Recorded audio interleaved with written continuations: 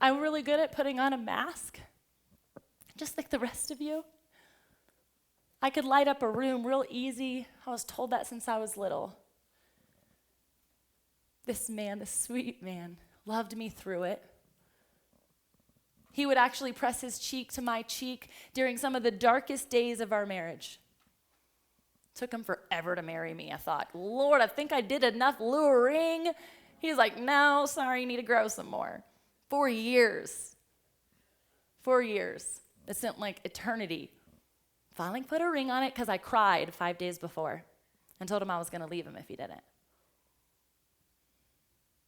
Sounds funny.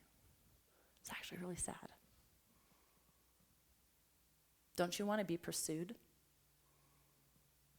Don't you want them to come for you in your wholeness, not in your brokenness? You haven't been found yet by that man or that woman because you're not ready. And when you are, because I pour into marriages, we pour into marriages because we don't want anyone to have to go through what we went through. And yet we see it all the time, especially for the ones who are chasing the money. Entrepreneurs are the worst. You get to travel by yourself. You get to have this time where you just get to relax and chill and watch the TV. Watch the things that no one knows you're watching. Listen to the things that no one knows you're listening to. Hanging out with the people in the wee hours of the night that you're not supposed to be hanging out with. Giving of yourself in times and seasons that you shouldn't be giving to anyone but the spouse that's at home, taking care of the children. Or stewarding their wholeness for you, children aside. Or holding the fort down. Or managing the finances. Talking to my military men right now. We see it all too often. You know, the sex trafficking industry is spurred on by the Democratic and Republican Party, and one of the biggest times that happens in the year is at the NFL Super Bowl. But it's just a party. It's just my bros coming together. There is so much happening underneath the skirt. There is so much happening underneath the table of your life and of society's life. And if we don't start exposing it, we're all going to crawl underneath with them and have a good old picnic in the dark. It's indoctrination. And that's where my kids are hanging out, hiding, playing house and fort. What happens in the dark? I was actually sexually abused in the light on a playground by a child who was a mentally handicapped. He looked like a man. He was the size of a man. And I carried that with me for decades into my marriage. And it came out in all the wrong ways. Because not only was I having daddy issues, I had my own societal issues of shame and beauty and what is a woman made for and who are you and what are you and why are you? How comfortable can it be underneath the table? Pretty cozy. I've seen some really cool closets that are not prayer closets.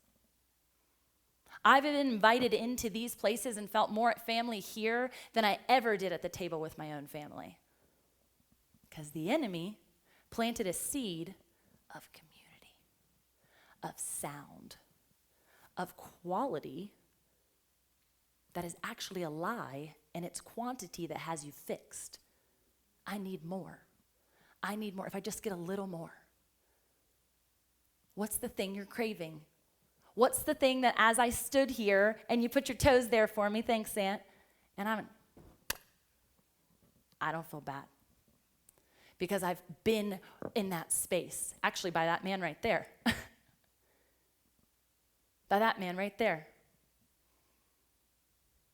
They called me higher. Who's calling you higher? Who's calling you in your lie? Who's calling you in your limiting belief that you're putting in the forefront of what you actually crave?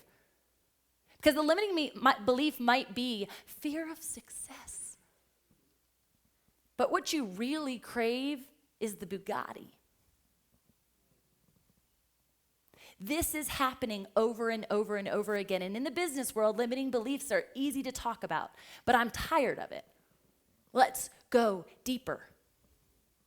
This is the root extraction that we talk about that only the Holy Spirit can do. This is not my job. So Holy Spirit, speak.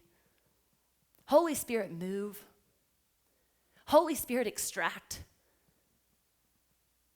The spirit of lust, gosh, be gone. The spirit of deception and lies, be gone. The little white lies you've been telling yourself are not allowed to stay implanted in that place. This is where science is so beautiful, because neurolinguistic programming and all of these other opportunities for you to get well exist.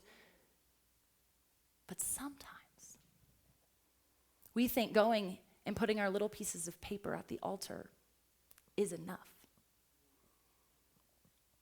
And this can ruffle some feathers, and I'm an ordained minister. And so sometimes it's even hard for me to say. But the only reason I can stand here today is because I put in the work.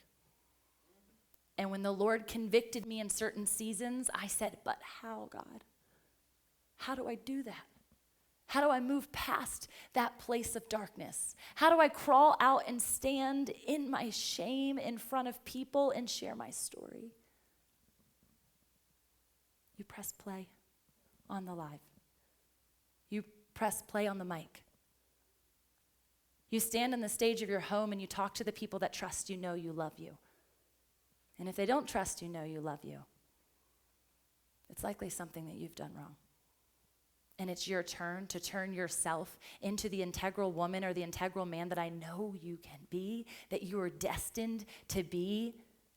And when you get it right in the home, when you get it right in the head, when you get it right in the heart, then you get to step on the stage.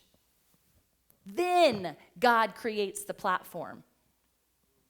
Then he turns on the mic so loud that you go to cities and countries and places and territories you've never even stepped foot in.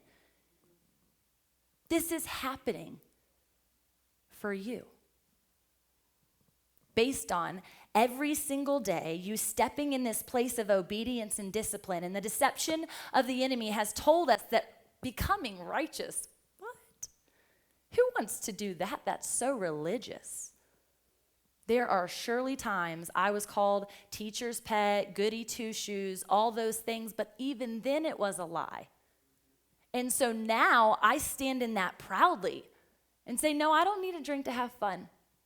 I'll dance with the best of them. I don't need to stay up late because my grandpa taught me that nothing good happens after midnight anyway. I need sleep, and so do you.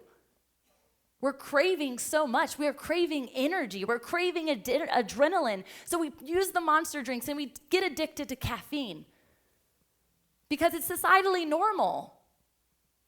You're ruining what God has blessed you with. Longevity is what we're here for. Freedom is longevity, which is eternity. He's jealous of you, my friends. He wants to consume those things that consume you. And he will, if you pass it to him. So it's your turn.